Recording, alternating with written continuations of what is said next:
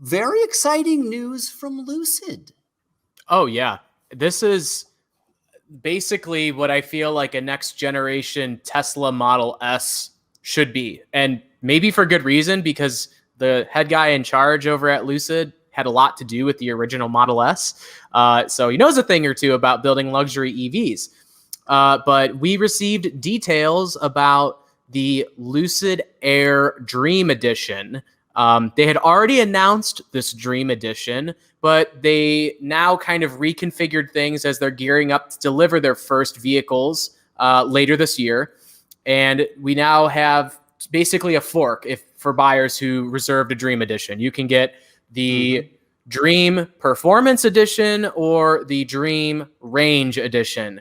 Very boring names, and they they say exactly what you. Very important. They are very descriptive. Yes, but I was going to say, they tell you exactly what you're getting if you pick one or the other, and you can only pick one. You can't get both. The Performance Edition, you're looking at 1,111 horsepower is what Lucid is saying there from this electric sedan. If you opt for the Range, Dream Range Edition, they're saying 517 miles of range is what you'll get from the vehicle. So obviously some software and engineering tweaks to be done. Do you want power or do you want range? And also 517 miles of range, by the way, like overshoots the Model S long range by over 100 miles. So we should note the EPA hasn't tested these cars yet, but Lucid has said this quote for a while now. So I would think they're pretty comfortable with this car is going to get over 500 miles of range. And I don't know how much is too much range, Craig. I think we've talked about this before. Well, I would love 517. Obviously, as we've talked about, as charging infrastructures get built out, the need for an EV with mega range becomes less and less important. So maybe there's a day when 125 miles of range will be enough because there's a high-speed charger on every street corner, like there are gas stations. So we're not there yet, but like 517 is a damn impressive number. But what's also impressive with the range edition of the Air Dream, you still get 993 horsepower. So yeah, what's the problem? Like, yeah, I know. Enough. Trust me. We received this news on a very short turnaround. And when I was reading through it, I was like, really, you don't like that. That's your compromise right there, is take the range because you're still getting almost 1,000 horsepower. Like, I don't think anyone's going to be sweating 110 horsepower or whatever the math works out to be if you don't take the Performance Edition. Yeah, but if you do take the Performance, you still get, they claim, again, estimated, not EPA official, but it sounds like 475 miles of range. So, like, you can't go wrong either way. And I bet you the performance difference between these two cars is, like, negligible. Whether you want 0 to 60 or quarter mile times, I bet they're going to be within just, like, a hair of each other. So, yeah. Why? Yeah, why sweat it? Yeah, no, I definitely, if I had, these cars cost $169,000, everybody. So again, just like last week, I think it was, when we're talking about, would you rather have an Escalade or a Navigator? And we're like, oh, but it doesn't matter because I can't afford either of them. I'm definitely not buying a Lucid Air Dream Edition because that's just not in the budget. But regardless, you're not going wrong either way. So again, I don't know, people could wipe their tears with their blank checks if they have to make this hard decision or something like that. But well, they can't make it this. Well, I guess because if you want to get one, you can't, because as you said, they're sold out. But this is the choice that people that have reserved one get to make, right? Yes, that's true. But the fallback on all of this is, if you didn't get a Dream Edition and you don't even get the option to choose the Performance or Range Performance editions of these two vehicles, there's still the Grand Touring model coming, which will be continuous production. It's not limited edition or anything like that. and Lucid still thinks that one's going to do 517 miles of range.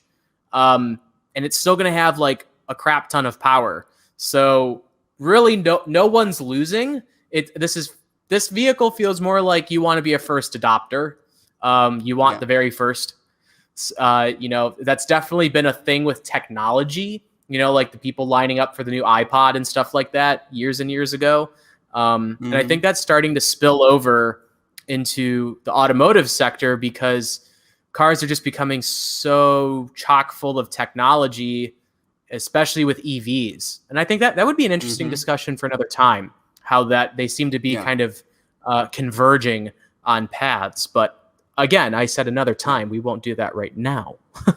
Well, just to back up for a second, you said nobody is losing. I would disagree, Sean, because I would say actually Elon Musk and Tesla are losing because I love everything about the Lucid Air. It looks amazing. The interior is beautiful. The performance it promises should be crazy. The range is excellent. Obviously, you have to get up and see one in person. You have to drive one and experience it. But I love pretty much everything about this car from what I've seen. So if I were Elon Musk, if I were working at Tesla, I would be concerned. Very concerned. Yeah, Lucid fell off the map for a while because they were basically like out of money.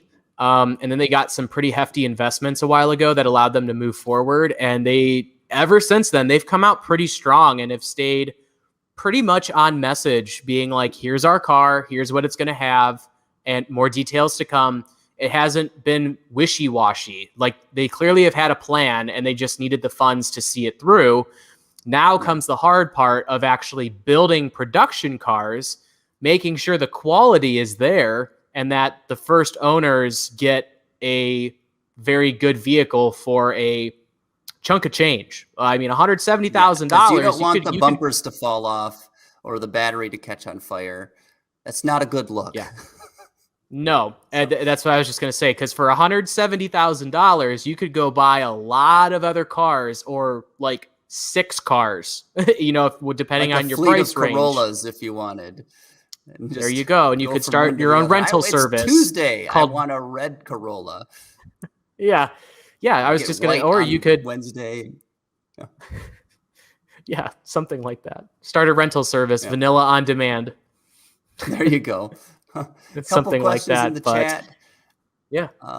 LASIK says, who is supplying Lucid's batteries? I believe that's LG Chem is their supplier. Yeah, it's LG Chem, yes. There you go. See, Sean is the actual brains behind the operation. Yeah, Arnie Asada says, I can count on one hand the number of times in a year I would need more than 100 miles. And that's what we were saying. Like, how often do you take a road trip?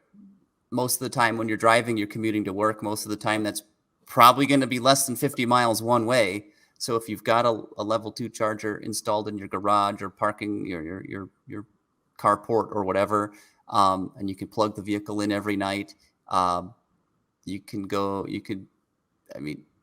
miles, 200 miles is going to be more than enough for most people. But everybody likes to overbuy, right? That's why we see one guy commuting to work in a Suburban. Because, he goes up to the lake 3 times a year with his family, right? Meanwhile, let's drive this 18,000-pound SUV, and I'm the only one in it. That's a really good comparison, actually. I really enjoy that. The people who, buy something like a Tahoe or a Suburban, and it's because they only use it 3 times a year for what it's really, really good at, like what its original function and purpose was for. So, yeah, like maybe it's like, why do you need 500 miles of range when you probably only ever need that once every couple years? Yeah. I mean, because even if your employer has chargers too, you can charge while you're at work. So you gain all the range back conceivably that you spent to get to work. So. Yeah. I mean, really, unless you're driving across country, and really we have to think, Craig, this is like kind of a problem more specific to North America. Because like in the UK, France, Germany, those are much, much smaller countries. So like you can get further very easily. You could be driving for 5 hours in Michigan and you're not even in Illinois yet, or Indiana or Ohio, whatever, like So this is a very specifically North American problem, I think, for EVs, because we do have more space to cover. And a lot of people do take road trips. And I'm not saying Europeans or anyone else in the world don't take road trips, but I think it's a uniquely North American thing that it's like, I want to drive from, I'm in Northeast Ohio. I want to go to Tucson, Arizona. You could do that, but with an EV, that's a lot harder.